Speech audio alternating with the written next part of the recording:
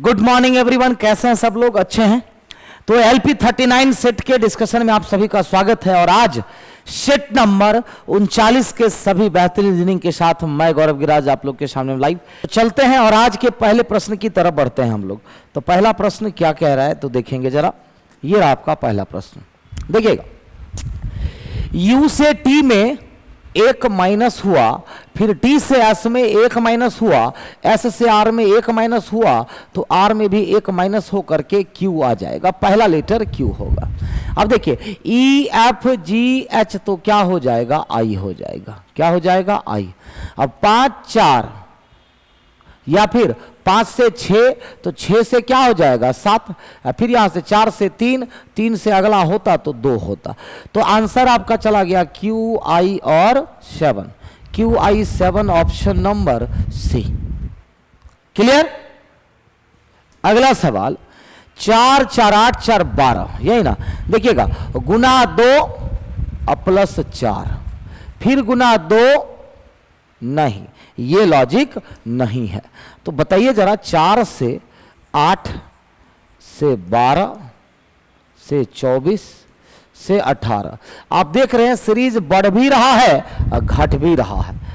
Clear? बढ़ भी रहा है और घट भी रहा है। डन। तो इसमें आखिर लॉजिक क्या है? तो देखिएगा, 4 गुना 2 8, देखिएगा सिंपल सा लॉजिक है, कुछ नहीं करना है। 4 गुना 2 8, 12 गुना 2 24, तो 18 गुना 2 36। एक आंसर तो 36 आएगा और ऑप्शन में है भी, तो आपका ऑप्शन क्या चला जाएगा? तो ए चला जाएगा। क्या चला जाएगा? ए। क्लियर?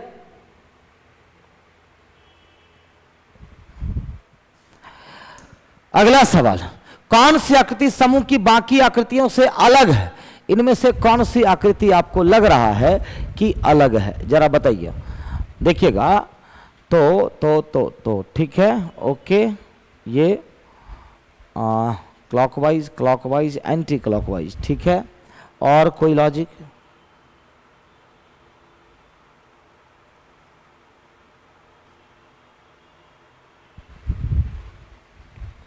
अच्छा देखिए, 2 नंबर फिगर में, 3 नंबर फिगर में जो कलर किया हुआ पार्ट है सब अलग अलग है ना। कलर किया हुआ पार्ट सब अलग अलग है, सब अलग अलग है कि नहीं? लेकिन यहां पर ये और ये सटा हुआ है, इसीलिए पहला बिल्कुल अलग होगा।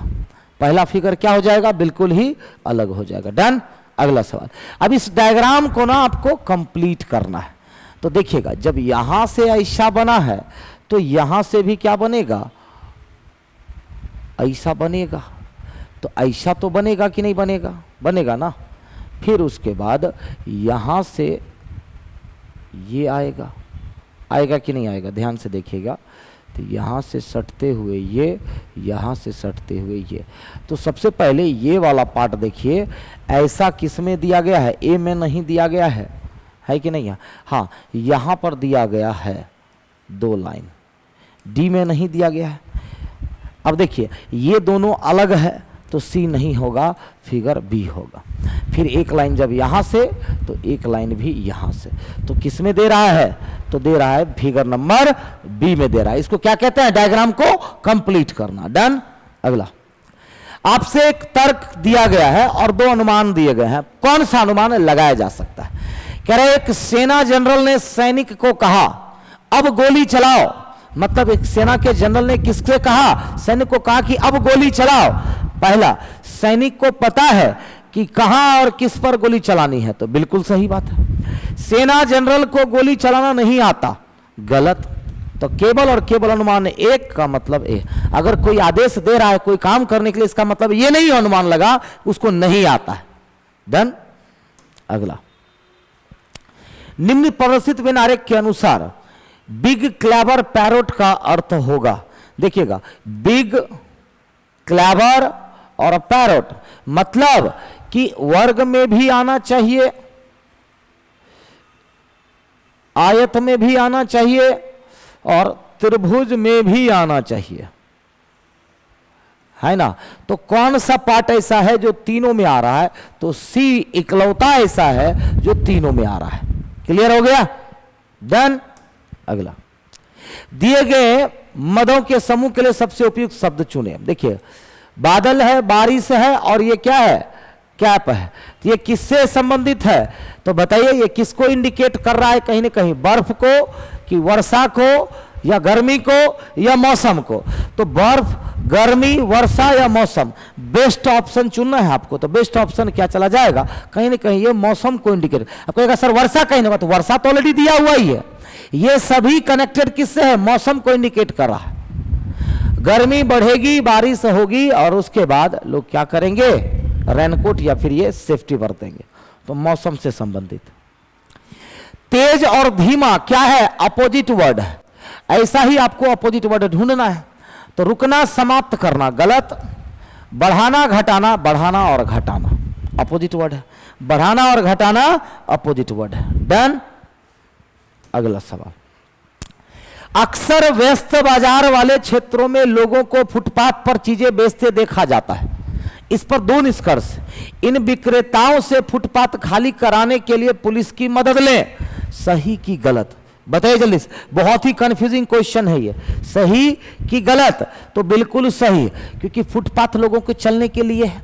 अब उस पर लोग अगर गलत काम कर रहे हैं, अपने जबरदस्ती का सब्जी बेच रहे हैं, तो उसको खाली करवाइए। दूसरा, फुटपाथ जाम किए बिना इन विक्रेताओं को अपना माल बेचने के लिए कुछ जगह आवंटित की जानी चाहिए। तो बिल्कुल सही।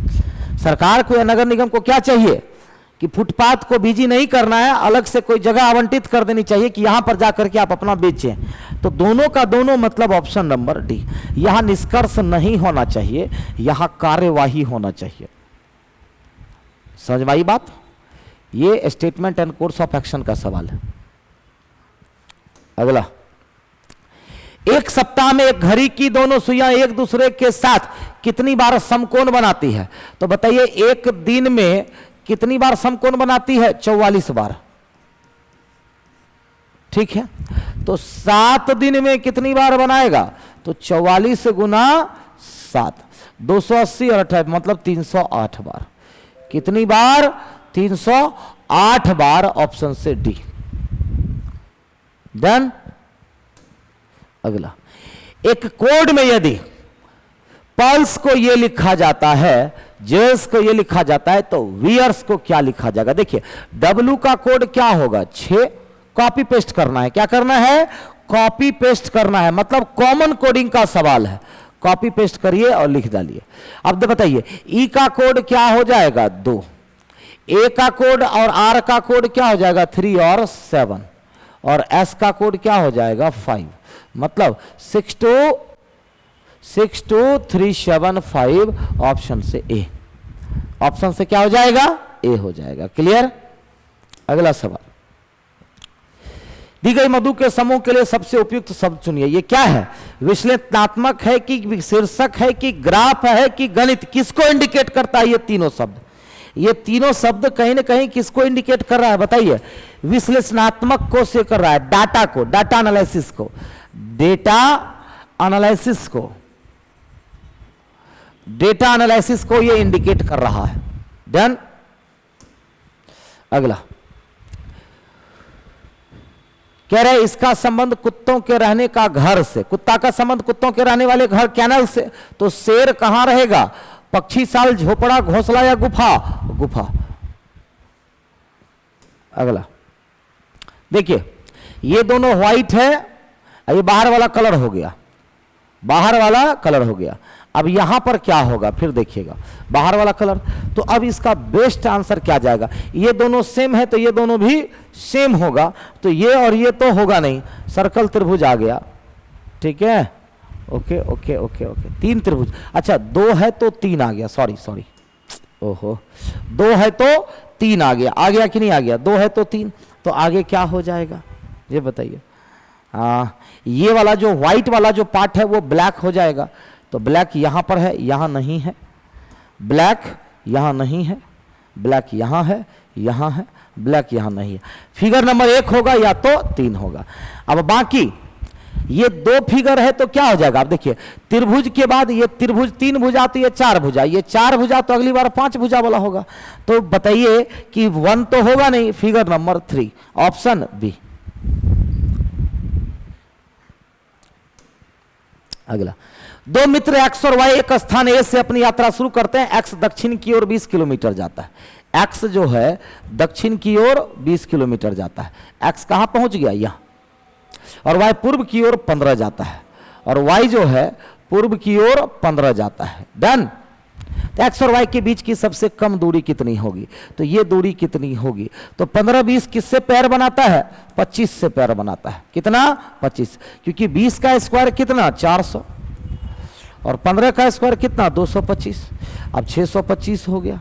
अंडर रूट निकाले तो क्या निकल करके आया? 25 आया। क्या निकल करके आया? 25 किलोमीटर। कोई दिक्कत? अगला सवाल, ट्रैफिक बोर्ड पर लिखा है क्या कि गति आनंद देती है परंतु जान ले लेती है। मतलब स्पीड में मजा तो आएगा, स्पीड में ड्राइव करिएगा तो मजा तो आएगा, लेकिन जान ले लेती है। एक ट्रैफिक बोर्ड पर चेतावनी दी गई है। पहला धारणा कह रहा है तेज ड्राइव करें और रोमांच का अनुभव करें। गलत। क्या इसकी धारणा यह है? नहीं। तेज ड्राइविंग करने पर भारी दंड लगेगा, यह भी गलत। दोनों में से कोई भी नहीं होगा। Answer C. कहेगा ये तो सही बात कर रहा। बात सही कहने से नहीं मतलब है।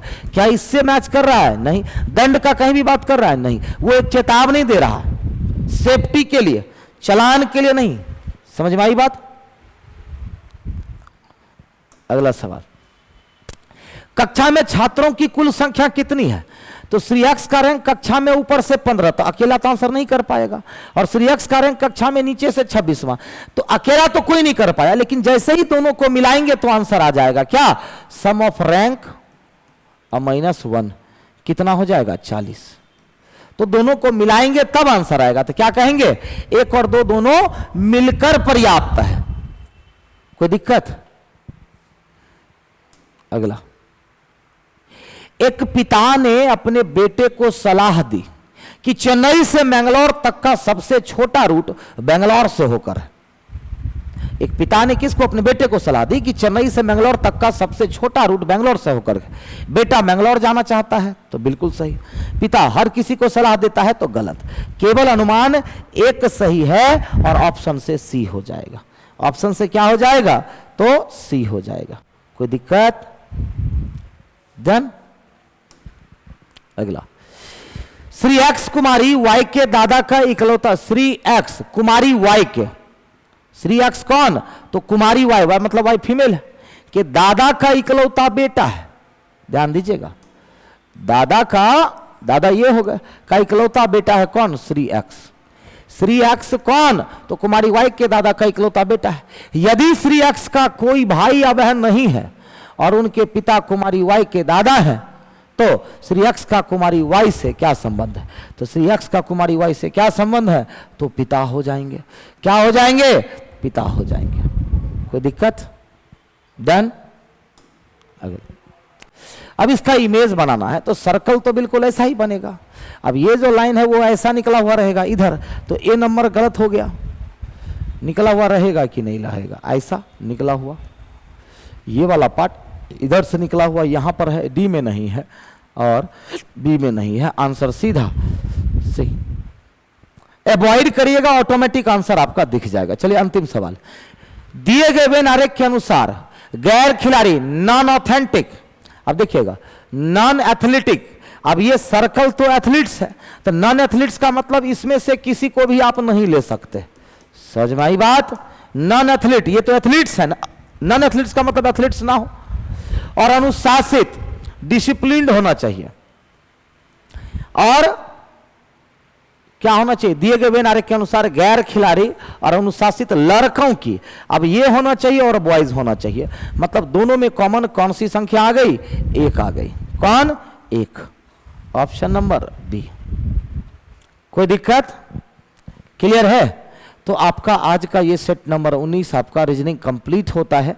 ठीक है, चलिए आ जाइए, सभी लोगों का वेलकम है। आज आप लोगों का होने वाला सेट नंबर 19 एएलपी सेट का 39 में 19 बाय 39 है ना। आ जाइए मैथ्स की दुनिया में। आज का पहला सवाल देखिए क्या कहता है। कहता 8% प्रतिवर्ष साधारण ब्याज की दर से निवेशित एक्स पर 5 वर्ष का ब्याज उतना ही है जितना इतना वार्षिक दर से 6 वर्ष के लिए निवेशित राशि वह है। यानी साधारण ब्याज बराबर है, यानी एक्स का 8% से 5 वर्ष का ब्याज जो है y का 7.5% की दर से 6 वर्ष का ब्याज के बराबर है। ठीक है, तो कहता है x अनुपात y ज्ञात करें। काट दीजिए, हो गया, कुछ करना है नहीं। ये 8 पंचा 40 हो गया, ये 7 छा के 42, 3 45, ये हो गया 40, ये हो गया। तो 5 8 40, 5 9 45, तो x अनुपात y क्या हो जाएगा? 9 अनुपात 8 हो जाएगा, उलट जाएगा। Option number A. अगला आइए, यदि संख्या इतना 9 से विभाज्य है तो x का मान, 9 से विभाज्य है तो x का मान कहता है निकालने के लिए योग कटना चाहिए। 5 4 9, 6 2 8, तो 8 इसको 1 दे देते हैं, 9 से कट जाएगा, है कि नहीं? योग कटना चाहिए। इतना बराबर इतना है तो इतना भागा इतना, कहता है इसमें इससे भागा देंगे तो 23 आना चाहिए, इससे इसमें भागा देंगे तो क्या आना चाहिए? 23। तो रिजल्ट तो इसका भी 23 आएगा, लेकिन इसमें दशमलव देखिए, तो इसमें दशमलव देखिएगा, अगर इसको हम 437 और बटे अगर हम 19 लिखें तो नीचे में 1 दशमलव, ऊपर 4 दशमलव, तो 3 दशमलव नीचे आ जाएगा, मतलब 3 जीरो से भागा हो जाएगा। 3 जीरो से भागा होना मतलब यहाँ पर 23 था तो 3 अंक इधर हो जाएगा, यहाँ पे दशमलव हो जाएगा, 0.023। Option number C. इतना मीटर लंबी 2 ट्रेन एक दूसरे के विपरीत दिशा में चलती, इतना सेकंड में पार कर जाती है। कहता है दोनों ट्रेन की गतियों का योग प्रति घंटा, चाल बराबर दूरी बटे समय, 150 प्लस 130 280 बटे 7.2 सेकेंड, मीटर पर सेकेंड, किलोमीटर पर आवर में 18/5। विपरीत दिशा में क्या होता है? दूरी जुटता है, दूरी हमेशा जुटता है, सेम डायरेक्शन अपोजिट डायरेक्शन दोनों में। चाल जो है सेम में घटता है, अपोजिट में जुटता है। ये मीटर पर सेकंड को बदल दी, इसको यहाँ दे देते हैं, 18 चौके 72, 4 से 7 बार में, 5 से 2 0, 20 बार में, 20 सतह 140।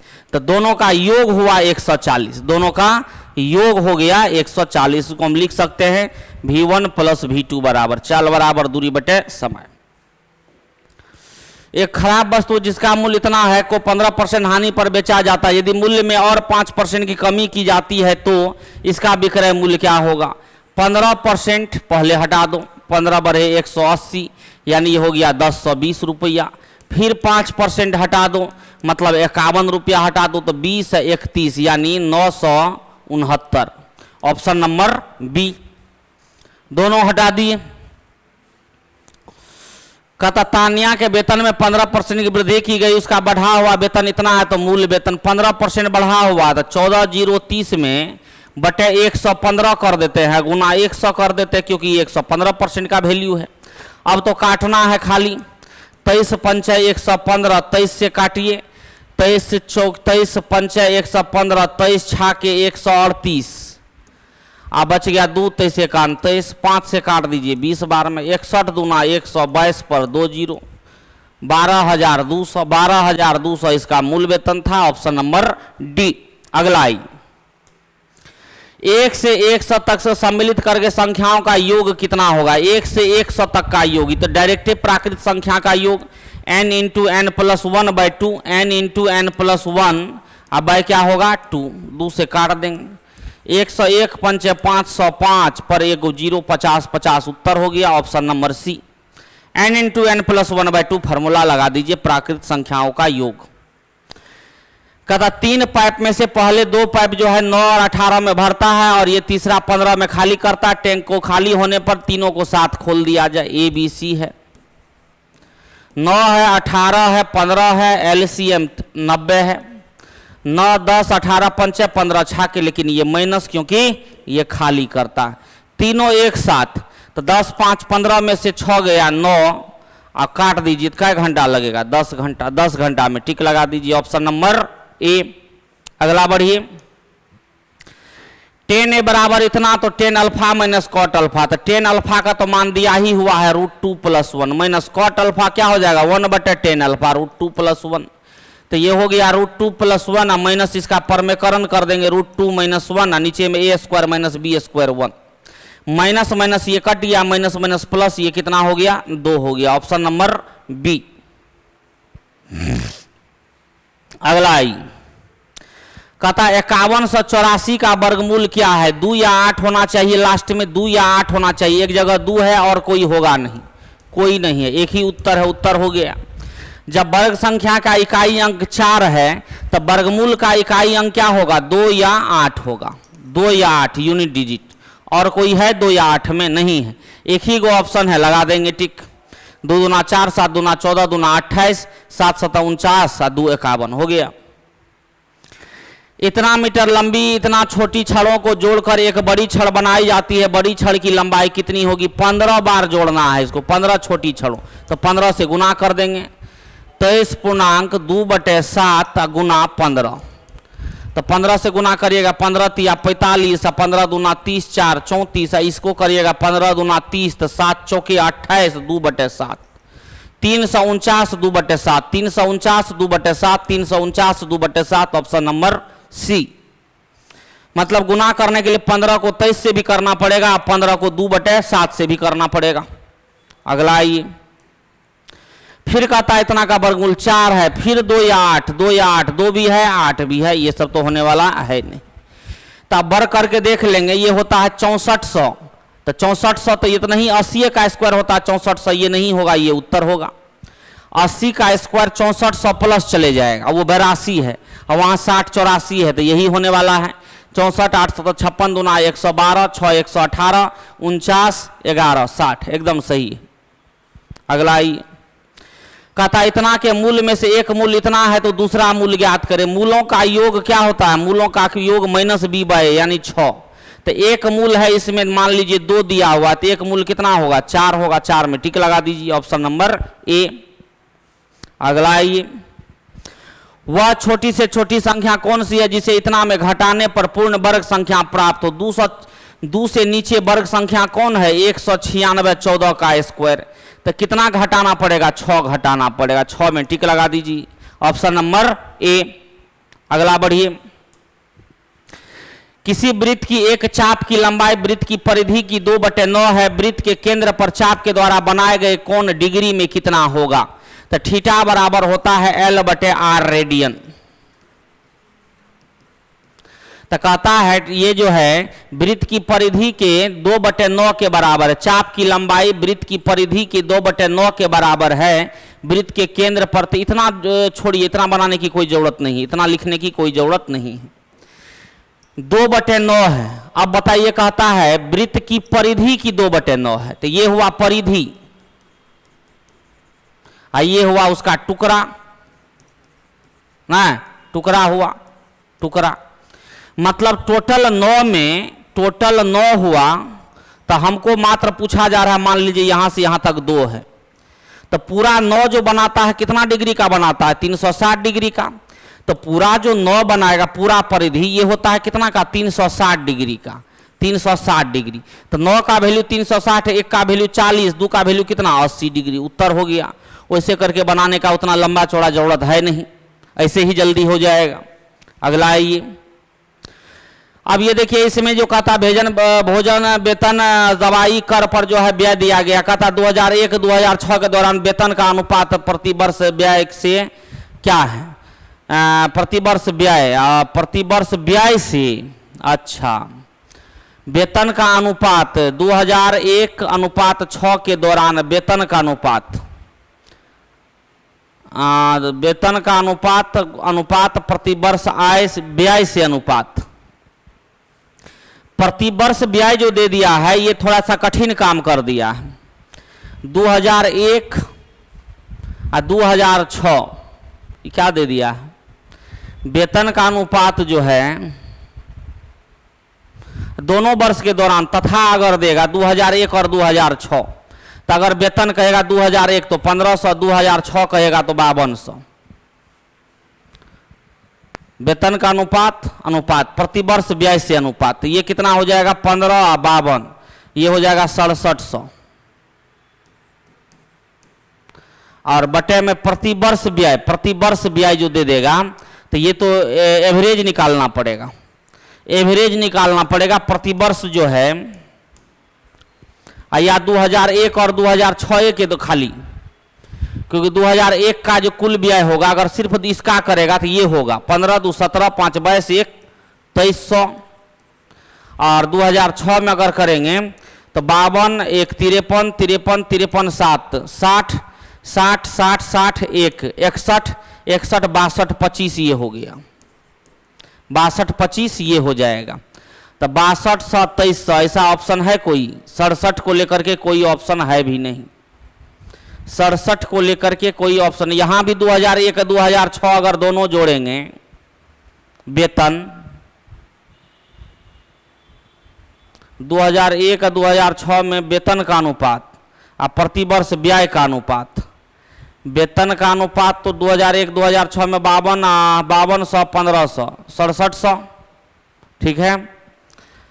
अब प्रतिवर्ष व्यय से अगर ये प्रतिवर्ष सिर्फ ये 2 वर्ष का देगा, लेकिन ऐसा बात है नहीं, ये प्रतिवर्ष ये 2 का नहीं निकलेगा, ये पूरा का एवरेज निकलेगा, मतलब ये सब का एवरेज, मतलब बहुत कैलकुलेशन, इसका एवरेज निकालना पड़ेगा।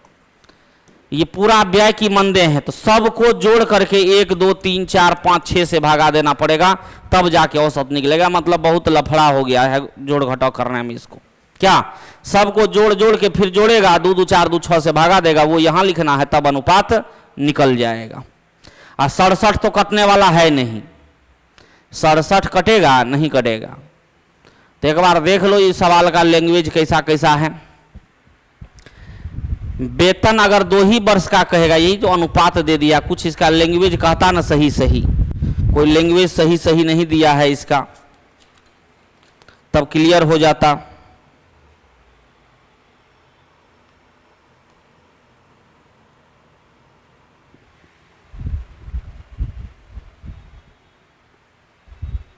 हाँ ये दे देता 2001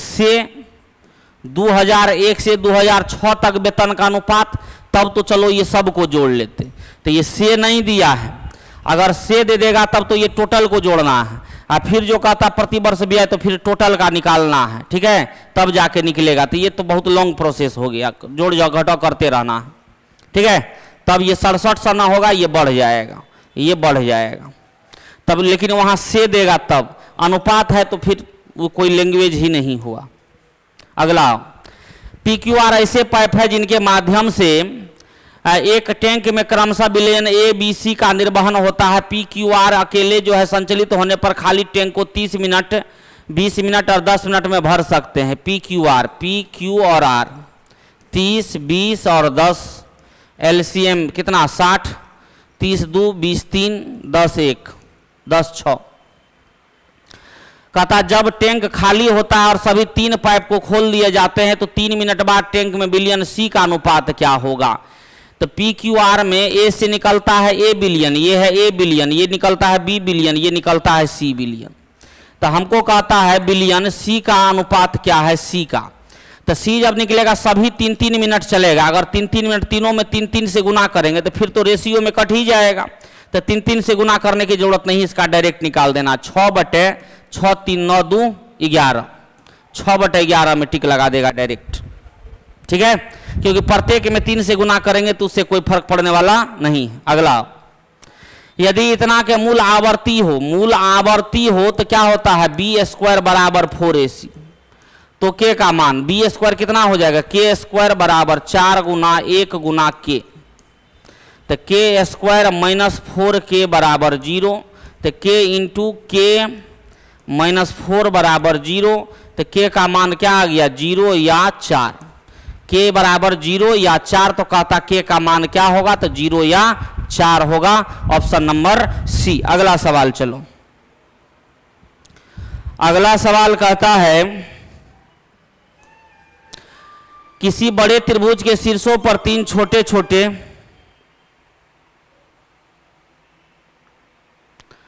पांच मिनट में करते हैं, क्लास ले रहे। किसी बड़े त्रिभुज के शीर्षों पर 3 छोटे त्रिभुज इस प्रकार बनाए जाते हैं कि छोटे भुजा की प्रत्येक भुजा उसके अपने ही बड़े त्रिभुज के भुजा की लंबाई की 1/3 है। एक त्रिभुज बना लीजिए, ये जो त्रिभुज है हर एक कोना पर बनाया गया, ये पूरे त्रिभुज का 1/3 है, मतलब ये अगर 3 है तो ये 1 है। अब बताइए, तो किसी एक त्रिभुज का निकालते हैं, तो अगर हम इसको समांतर मान ले, क्या दिक्कत है, अपना मर्जी है, समांतर मान ले, उससे कोई फर्क नहीं पड़ेगा। आप समबाहु त्रिभुज मान लीजिए, कोई फर्क नहीं पड़ेगा। तो ये 1 है, ये 3 है, तो पूरा त्रिभुज का एरिया जो हो जाएगा 3 का स्क्वायर हो जाएगा। इसका एरिया कितना हो जाएगा, 1 का स्क्वायर हो जाएगा। लेकिन ये कहता है त्रिभुज के शीर्षों पर 3 छोटे त्रिभुज, तो ये 1 स्क्वायर, तो ये भी 1 स्क्वायर, इधर से ये भी 1 स्क्वायर, पूरा त्रिभुज कितना होगा, 9 एरिया।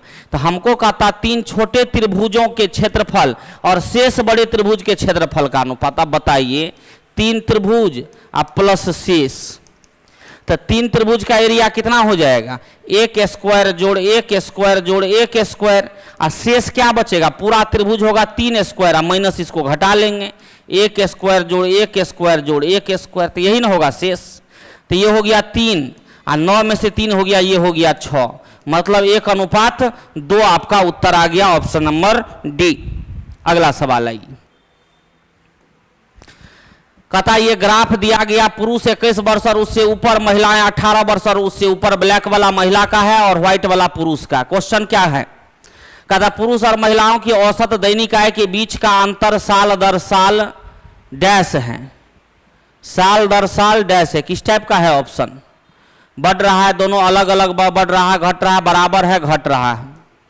कहता है पुरुष और महिलाओं के औसत दैनिक आय, इसमें दिया गया औसत दैनिक आय, कहता पुरुष और महिलाओं की औसत दैनिक आय के बीच का अंतर साल दर साल डैश है।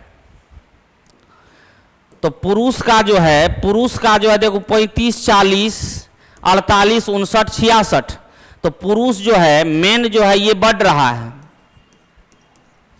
और महिलाओं की औसत दैनिक आय के बीच का अंतर साल दर साल, औसत दैनिक आय के बीच का अंतर, अगर अंतर की बात करें, अंतर खाली कहता है यहां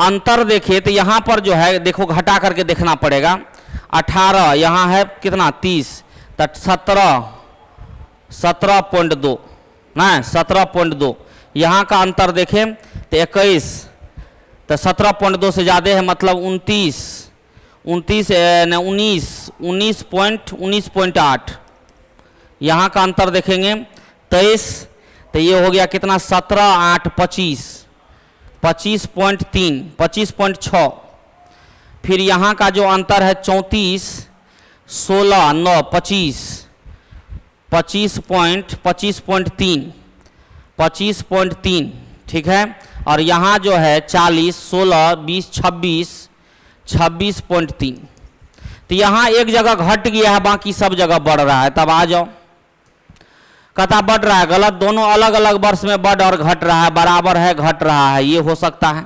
एक जगह घट भी रहा है, एक जगह क्या हो रहा है, अंतर जो है घट भी रहा है, एक जगह मात्र घट रहा है, उसके कारण हम सभी जगह बढ़ने को तो नहीं कह सकते हैं।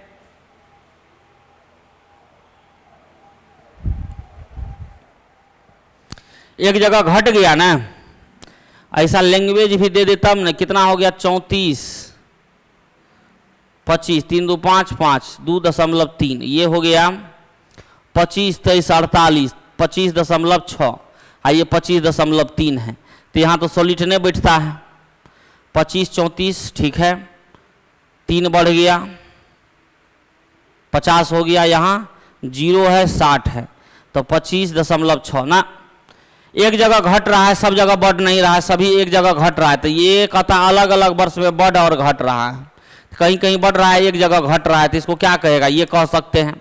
आगे बढ़ो, कहता बैट शामिल करने पर एक टेलीविजन का मूल्य इतना हो जाता है, यदि बैट का दर 12% है तो टेलीविजन की मूल कीमत, बैट शामिल करने के बाद, तो यानी 112% हो गया, तो 140 बटे 112 गुना 100, 14 8 है 112, 8 से 125 बार में 1000, तो 12,500, 12,500 उत्तर होगा ऑप्शन नंबर सी।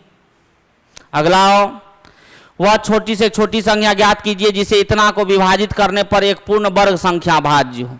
तो ये किससे विभाजित करने पर पूर्ण वर्ग, देखो ऑप्शन ए से, देखो 5 से अगर भाग करेंगे तो 5 से भाग करें 5 से, तो कितना होगा, 2 से कटेगा नहीं, हटाओ, 7 से 3 से, ये 3 को हो सकता है, 5 से अगर काटते हैं तो 5 तिया 15, और कितना बच गया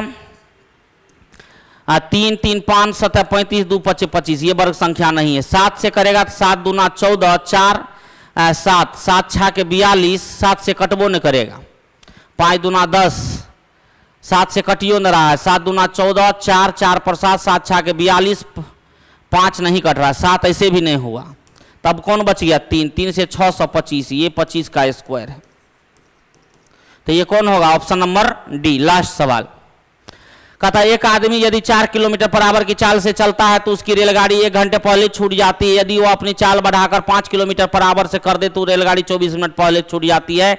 वह उसे कितनी चाल से चलना चाहिए कि वह स्टेशन सही समय पर पहुंच जाए।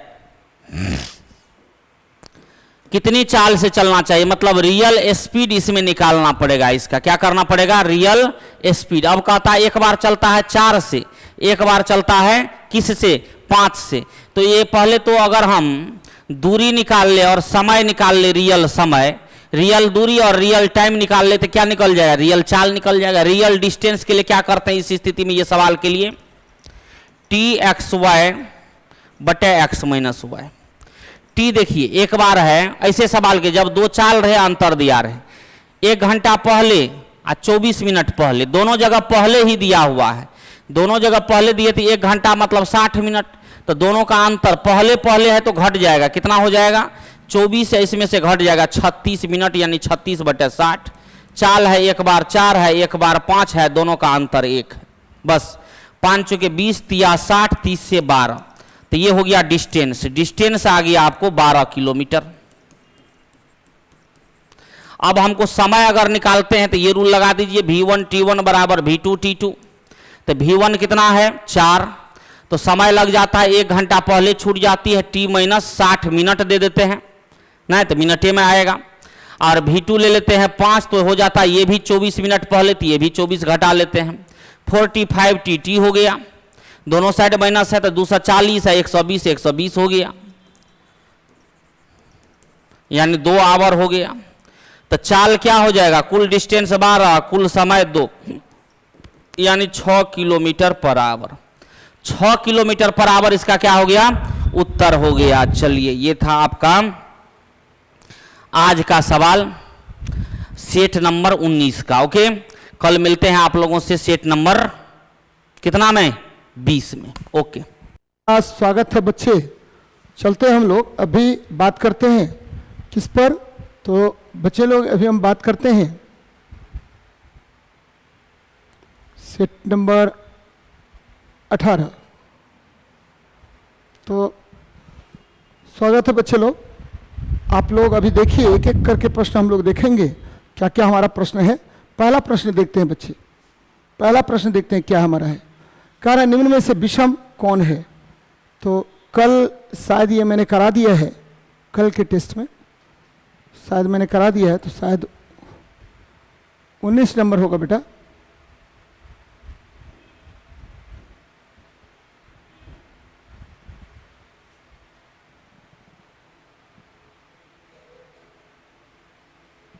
ये देखिए पहला क्वेश्चन कह रहा कि पानी के एक अणु में हाइड्रोजन के द्रव्यमान और ऑक्सीजन के द्रव्यमान का अनुपात हमेशा कितना होता है। तो पानी जो है, पानी क्या हो गया, पानी मतलब H2O, और H2O का मतलब क्या हुआ, तो हाइड्रोजन देखिए, हाइड्रोजन और ऑक्सीजन पर बात करें बेटा। तो हाइड्रोजन कितना है, तो 2 है, तो 1 गुना 2, और ऑक्सीजन कितना है, तो 16 है, तो 2 अनुपात 16 हो गया, यानी 1 का अनुपात क्या होगा, 8 होगा। तो अनुपात कितना होना चाहिए, 1 अनुपात 8। हाइड्रोजन और ऑक्सीजन का अनुपात 1 अनुपात 8 होता है। ध्यान दीजिए बेटा कि जल जैसे ही बात करेगा H2O, तो इसका क्या है, 2 गुण है। पहला गुण क्या है, विशिष्ट ऊष्मा इसका अधिक होगा, विशिष्ट ऊष्मा का मान इसका क्या होता है, अधिक होता है। और दूसरी बात क्या कि हाइड्रोजन बॉन्ड इसमें पाया जाता है, हाइड्रोजन बंध हाइड्रोजन बॉन्ड पाया जाता है। याद रखना बेटा, ये 2 बातें बहुत बहुत इंपॉर्टेंट है। चलिए नेक्स्ट देखते हैं। कह रहा C6H14 किसका सूत्र है। तो बच्चे ये एल्केन, एल्केन आपको पता है कि एल्केन का सूत्र होता है CnH2n+2 होता है ना। तो अब देखिए n बराबर अगर क्या करें 6 है, तो C6H 2 गुना 6 + 2, यानी C6H14 हो गया।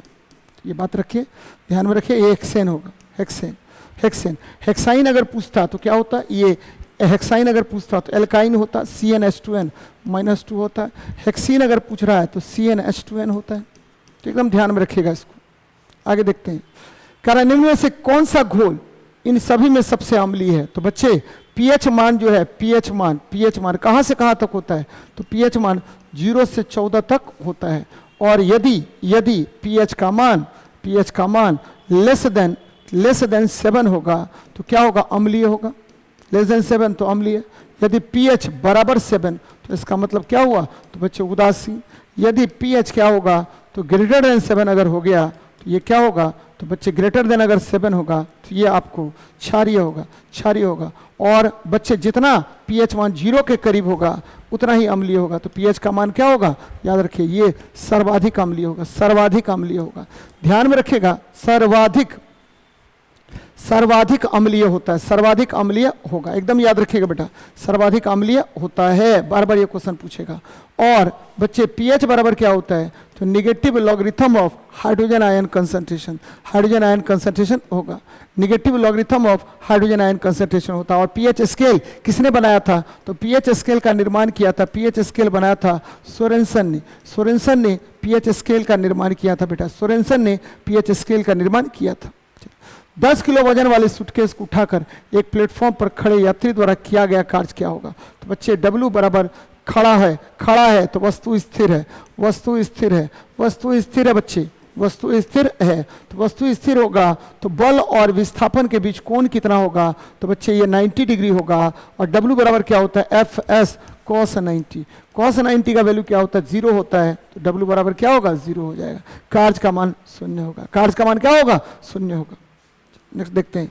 कारण समजातीय श्रृंखला के अनुवर्ती सदस्यों के परमाणु द्रव्यमानों के बीच कितनी भिन्नता होती है? ये देखिए, एक ही समजातीय श्रेणी का मतलब क्या हुआ? समजातीय श्रेणी का मतलब क्या हुआ? समजातीय श्रेणी का मतलब हुआ, ठीक है, आपको एक ही श्रेणी के तत्व होंगे का तत्व होगा। एक बात। दूसरी बात क्या कि बच्चे एक ही श्रेणी का यौगिक होगा, एक ही श्रेणी का यौगिक, पहली बात। दूसरी बात क्या कि आपको ये जो है आपको इसका सूत्र क्या होगा? सूत्र आपको ठीक है, सूत्र आपको सभी का समान होगा, सभी का समान होता है। और बच्चे लोग सूत्र सभी का समान होगा। और क्या होगा बच्चे? तो आपको पता है कि क्रमागत यौगिकों के बीच CH2 का अंतर होगा। क्रमागत यौगिकों के बीच ठीक है क्या होगा? CH2 का अंतर।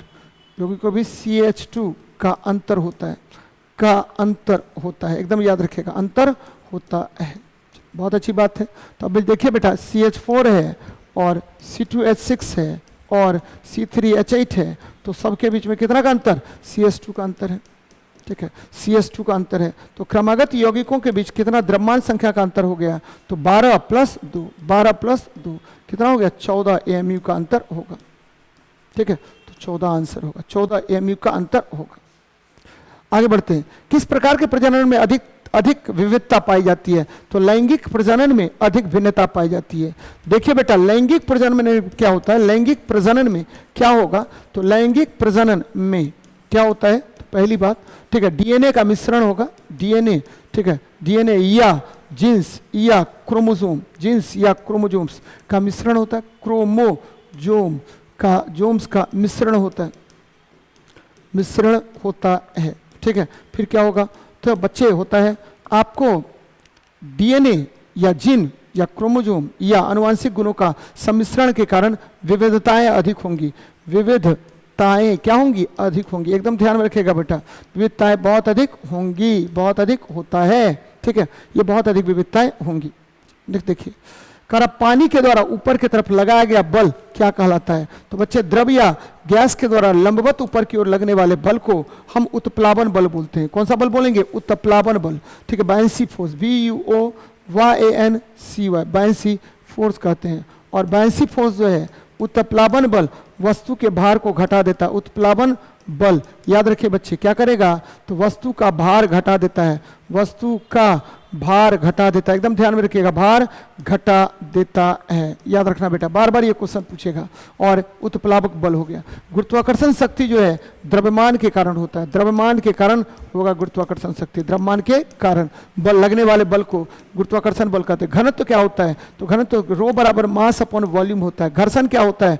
दो वस्तुओं के संपर्क तल पर जो बल लगेगा, जो वस्तु के गति का विरोध करेगा, उसे ही हम क्या कहते हैं? तो घर्षण कहते हैं, ध्यान में रखिएगा। नेक्स्ट देखिए, अगर किसी चालक का प्रतिरोध आधा कर दिया जाए तो उसका उष्मीय प्रभाव क्या होगा? बच्चे प्रतिरोध आधा कर देते हैं, उष्मीय प्रभाव H बराबर क्या होता है? I² RT। अब देखिए बेटा, नया उष्मा H बराबर क्या होगा? I² R/2 इंटू T हो गया। तो बच्चे I² RT को हम क्या बोलते हैं? H बोलते हैं, तो H/2 होगा, यानी उष्मा क्या होगा? आधा हो जाएगा। नेक्स्ट देखिए, कह रहा है कि 21 न्यूटन के एक बल को 3 किलोग्राम द्रव्यमान की वस्तु पर लगाया जाता है, उत्पन्न त्वरण क्या होगा? तो त्वरण A बराबर क्या होता है? त्वरण A बराबर क्या होता है? बल, बोलते बल बटे क्या? द्रव्यमान, F/m। तो बल है 21 और द्रव्यमान है 3, यानी 7 मीटर पर सेकेंड स्क्वायर। तो आंसर हो जाएगा C नंबर, है ना? बहुत अच्छी बात है, आगे देखते हैं। कह रहा है कि मानव मस्तिष्क में ध्वनि की गूंज कितने देर तक कायम रहता है? बच्चे प्रतिध्वनि के लिए, प्रतिध्वनि सुनने के लिए, प्रतिध्वनि के लिए, ठीक है, के लिए समय कितना होना चाहिए? के लिए समय, तो बच्चे समय होगा 1/10 सेकेंड, 1/10 सेकेंड होगा, यानी 0.1 सेकेंड हो गया। देखिए कहाँ पर है 0.1 सेकेंड।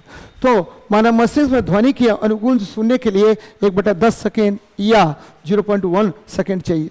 नेक्स्ट देखिए बेटा, पौधे का नर जनन अंग क्या होता है? नर पर देखिए, पौधा में 2 अंग होता है, पौधा के 2 मुख्य अंग होते हैं, 2 जनन अंग होते हैं, 2 जनन अंग होते हैं, ध्यान में रखिएगा, जनन अंग होगा। पहला जो जनन अंग होता है उसको क्या बोलते हैं? तो बच्चे पुमंग बोलते हैं, पुमंग, यानी एंड्रोसियम, एंड्रोसियम कहते हैं। और ठीक है, ये क्या होगा? तो ये नर जनन तंत्र है, नर जनन अंग है, नर जनन अंग होता है। दूसरा जो है उसको क्या बोलते हैं? तो बच्चे जयांग बोलते हैं, जयांग, और इसको बोलते हैं गायनोसियम, गायनोसियम, याद रखना है, गायनोसियम कहते हैं, सियम कहते हैं। और ये क्या होगा? मादा जनन अंग है, मादा जनन अंग है। तो क्या कह रहा है बच्चे? तो यहाँ पर कह रहा है कि भाई साहब आपका क्या है? तो वर्तिका अंडाशय, वर्तिकाग्र पुंकेसर, तो वो नर जनन तंत्र पुंकेसर है, पुंकेसर है, ठीक है, या पुमंग है। आगे देखते हैं, कह रहा अत्यधिक प्रतिरोध वाले चालक को क्या कहा जाता है? देखिए, जिसका प्रतिरोध अधिक होगा, ठीक है, विद्युत धारा उतने ही, ठीक, विद्युत धारा, ठीक है, आसानी से गमन नहीं करेगा, विद्युत धारा आसानी से गमन नहीं करेगा, ध्यान में रखिएगा बेटा, आसानी से गमन नहीं करेगा, गमन नहीं करता है, नहीं करता है। तो जिसका प्रतिरोध अधिक, उसमें विद्युत धारा आसानी से गमन नहीं करेगा, और ऐसे पदार्थ को विद्युत रोधी कहते हैं। अर्धचालक, इससे विद्युत धारा, ठीक, हल्का फुल्का गमन करेगा, पूर्णतः नहीं करेगा, विद्युत धारा गमन करता है बच्चे, गमन करता है। चालक से भी, ठीक है, चालक से पूर्णतः गमन करेगा, तो एकदम याद रखेगा, विद्युत रोधी कहेंगे। आगे बढ़ते हैं, निम्न धातुओं में कौन सी धातु आयरन क्लोराइड से लोहे का विस्थापन करेगा? तो बच्चे यहाँ देखिए, FeCl2 है, और कौन सा धातु? तो धातु होना चाहिए क्या? या तो पोटेशियम होना चाहिए, के, या तो सोडियम होना चाहिए, के ना, या तो कैल्शियम होना चाहिए, के ना का मग, या तो मैग्नीशियम होना चाहिए, या ठीक है, के ना का मग अल, ठीक है, फिर जन, और ये देखिए फे, यानी हमेशा फेरस से ऊपर वाला धातु क्रियाशीलता श्रेणी, ये धातु की क्रियाशीलता श्रेणी है बेटा, धातु की क्रियाशीलता श्रेणी है, धातु की क्रियाशीलता श्रेणी है, ये क्रियाशीलता श्रेणी है। तो जो धातु ऊपर होगा वो उतने ही जल्दी, ठीक है, क्या करेगा? विस्थापित करेगा। तो सबसे ऊपर कौन है? तो बच्चे पोटेशियम है, या पोटेशियम इसमें है? नहीं है, तो क्या है? तो लोहा से ऊपर जिंक है, तो जिंक विस्थापित करेगा, बाकी सब नीचे होगा बच्चे, ठीक है, के ना का मग अल जन फे पब, देखिए अब लेड आ गया, यानी ये देखिए लेड हो गया, ठीक है, फिर देखिए पब, एच, उसके बाद कू, उसके बाद हज, उसके बाद अज, और सबसे अंत में औ हो गया। ये अक्रियाशील धातु है, अक्रियाशील धातु है, तो याद रखिए बेटा, ठीक है। क्रियाशील धातु कौन होगा? तो लोहा से अधिक क्रियाशील धातु जस्ता हो गया, तो ये विस्थापित करेगा। FeCl2 प्लस क्या हुआ? Zn, तो बच्चे ये निकल जाएगा, ZnCl2 बनेगा, और प्लस Fe बाहर निकल जाएगा, तो ये ध्यान में रखनी चाहिए। नेक्स्ट देखिए, कह रहा है कि डैश बहुकोशिकीय जीव है बच्चे, डैश बहुकोशिकीय जीव है। ध्यान दीजिए, माइकोप्लाज्मा जो है ये क्या है? तो बच्चे ठीक है, ये माइकोप्लाज्मा सबसे छोटी कोशिका है, याद रखिए सबसे छोटी कोशिका माइटोकॉन्ड्रिया है, सबसे छोटी कोशिका किसको कहते हैं, तो माइटोकॉन्ड्रिया को कहते हैं। यानी माइटोकॉन्ड्रिया आपका सबसे छोटी कोशिका है, ध्यान में रखिए बेटा, सबसे छोटी कोशिका है। साइनोबैक्टीरिया ये क्या है, तो बच्चे एक कोशिकीय जीव है, एक कोशिकीय जीव है, और ठीक है, इसको ब्लू ग्रीन अलगी भी कहते हैं, बीजीए कहते हैं, ब्लू ग्रीन अलगी कहा जाता है। पैरामीशियम ये भी क्या है, तो ये जो है आपको यूकैरियोटिक जीव है, यूकैरियोटिक जीव है बच्चे, ठीक है। लेकिन ये जो आपको, ये भी आपको एक तरह से कहिए, ठीक है, एक कोशिकीय यूकैरियोटिक है, एक कोशिकीय यूकैरियोटिक है, एक कोशिकीय यूकैरियोटिक है बच्चे, यूकैरियोटिक है, ठीक है। और ये जो है एगेरिकस, ये क्या हुआ, तो आपको बहुकोशिकीय होगा, एगेरिकस बहुकोशिकीय होगा, एगेरिकस बहुकोशिकीय होगा, ये ध्यान में रखिएगा, ठीक है। चल बेटा, यूरेनियम के आइसोटोप के उपयोग की पहचान कीजिए बच्चे। यूरेनियम 92 U235 जो है, इसका उपयोग हम लोग नाभिकीय ईंधन में करते हैं, नाभिकीय ईंधन में करते हैं, नाभिकीय ईंधन में करते हैं, ध्यान में रखिएगा, ईंधन में करते हैं। और ये देखिए नाभिकीय ईंधन कहाँ पर है, कर्क रोग बच्चे, कर्क रोग के इलाज में हम किसका उपयोग करेंगे, तो कोबाल्ट 60 का प्रयोग करते हैं, कोबाल्ट 60 का प्रयोग करेंगे। घेंघे रोग के इलाज में आयोडीन 131 का प्रयोग करते हैं। हवाई जहाज के ईंधन में बच्चे हम क्या करते हैं, हवाई जहाज के ईंधन में गैसोलीन या गैसोहोल का प्रयोग करते हैं। और परमाणु रिएक्टर में यूरेनियम 235 का उपयोग होता है। तो आंसर क्या होगा, डी नंबर। चलिए नेक्स्ट देखते हैं, पार्थेनोकार्पी किस रूप में परिभाषित की जाती है बच्चे। क्या होता है कि आपको बिना निषेचन के फल, बिना निषेचन के अगर सीधे निषेचन के फल का उत्पादन करते हैं, बिना निषेचन के फल का उत्पादन फल का उत्पादन किसके प्रभाव से, हार्मोन के प्रभाव से, हार्मोन के प्रभाव से। और इसमें बीज भी नहीं होगा बच्चे, हार्मोन के प्रभाव से। तो इसमें क्या बीज होगा, नहीं होगा, ठीक है, हार्मोन के प्रभाव से। और इसमें बीज भी नहीं होगा, तो बीज भी नहीं होता है, बीज भी नहीं होता है, एकदम ध्यान में रखिएगा, बीज भी नहीं होता है। तो ऐसे ठीक है को क्या कहते हैं, नहीं होता है। तो ऐसे को हम क्या कहते हैं, निषेचन के बिना फलों का विकास, इसको बोलते हैं पार्थेनोकार्पी। निषेचन के बिना फलों का विकास, निषेचन के साथ नहीं बच्चे, निषेचन के बिना फलों का उत्पादन। इसीलिए आंसर क्या होगा, डी नंबर होगा, निषेचन के बिना फलों का उत्पादन। एकदम ध्यान में रखिएगा, बिना निषेचन के फल का उत्पादन करेगा। नेक्स्ट देखिए, एक सेल में संयोजी इलेक्ट्रॉन संयोजित किए जा सकने वाले बच्चे बोरबरी के सिद्धांत के अनुसार, अकॉर्डिंग टू बोरबरी के सिद्धांत के अनुसार किसी कक्षा में इलेक्ट्रॉन की संख्या, किसी कक्षा में इलेक्ट्रॉन की संख्या कितनी होगी, तो इलेक्ट्रॉन की संख्या होगी 2n स्क्वायर होता है। किसी कक्षा में इलेक्ट्रॉन की संख्या 2n स्क्वायर होता है। नेक्स्ट देखिए, फास्फोरस के एक परमाणु में कितने संयोजी इलेक्ट्रॉन होते हैं। फास्फोरस देखिए, फास्फोरस हो गया परमाणु संख्या 15। पहला कक्षा में 2 इलेक्ट्रॉन, दूसरा में 8 इलेक्ट्रॉन, तीसरा में कितना, 5 इलेक्ट्रॉन। तो संयोजी इलेक्ट्रॉन कितना होगा, 5। क्योंकि बच्चे अंतिम कक्षा में इलेक्ट्रॉन को हम क्या कहते हैं, तो इसको संयोजी इलेक्ट्रॉन कहते हैं, संयोजी इलेक्ट्रॉन कहते हैं। याद रखिए बच्चे, इलेक्ट्रॉन कहते हैं। तो अंतिम कक्षा में जो इलेक्ट्रॉन होगा उसको संयोजी इलेक्ट्रॉन कहते हैं। नेक्स्ट देखिए, करा शक्ति की इकाई क्या होती है, तो बच्चे शक्ति क्या होता है, तो कार्य करने की दर को हम शक्ति कहते हैं। यानी जूल पर सेकेंड को हम वाट कहेंगे। न्यूटन बल का मात्रक है, बल का एसआई मात्रक है न्यूटन। फिर देखिए, जूल कार्य का एसआई मात्रक है, कार्य का एसआई मात्रक होता है। और पास्कल क्या है, दाब का मात्रक, दाब का एसआई मात्रक पास्कल कहते हैं, मात्रक हो गया। और दाब प्रेशर P बराबर फोर्स अपॉन एरिया होता है। और ये क्या होगा, न्यूटन पर मीटर स्क्वायर, इसी को बोलते हैं पास्कल। ठीक है, आगे देखते हैं। अवतल दर्पण में जब वस्तु को अनंत पर रखा जाता है, बच्चे वस्तु को जब अनंत पर रखेंगे तो प्रतिबिंब हमेशा फोकस पर बनता है। ये देखिए, चला अनंत से प्रकाश की किरण कहाँ परावर्तित होगा, फोकस से। ठीक है, चला अनंत से प्रकाश की किरण कहाँ परावर्तित होगा, फोकस से। तो प्रतिबिंब बनता है फोकस पर प्रतिबिंब का निर्माण होगा। कैसा बनेगा प्रतिबिंब, सीधा बोलते हैं उल्टा बनेगा। वास्तविक प्रतिबिंब बनता है उल्टा बनेगा, वास्तविक बनेगा। और कैसा बनेगा, तो उल्टा वास्तविक और छोटा बनता है, उल्टा वास्तविक और छोटा बनेगा। और कहाँ बनेगा, तो फोकस पर। यदि वस्तु अनंत पर हो तो देखिए, ठीक है, केंद्र पर वास्तविक उल्टी अत्यधिक संकुचित छवि, वक्रता केंद्र नहीं बच्चे, वक्रता केंद्र नहीं, केंद्र पर। कौन केंद्र पर? तो फोकस केंद्र पर। तो केंद्र पर, ठीक है, वास्तविक उल्टी और अत्यधिक संकुचित छवि का निर्माण होगा। जब वस्तु कहाँ पर हो? आपको अनंत में होगा बच्चे। तो प्रतिबिंब का निर्माण कहाँ बनेगा? प्रतिबिंब कहाँ बनेगा? तो फोकस पर बनेगा बच्चे। अवतल दर्पण जैसे ही बात आएंगे, अवतल दर्पण की फोकस दूरी ऑलवेज क्या होता है? निगेटिव। वस्तु दूरी क्या होगा? निगेटिव। बच्चे प्रतिबिंब दूरी क्या होगा? तो पॉजिटिव भी हो सकता है और निगेटिव भी। अगर पॉजिटिव है तो आभासी प्रतिबिंब बनेगा, और अगर निगेटिव है तो वास्तविक प्रतिबिंब बनेगा। निगेटिव है तो वास्तविक प्रतिबिंब का निर्माण होता है। तो ये ध्यान में रखिए। चलिए, अच्छी बात है बच्चे। तो ये खत्म हो गया आपका। मिलते हैं नेक्स्ट क्लास में फिर नए सेट के साथ। चलिए, जय हिंद, जय भारत।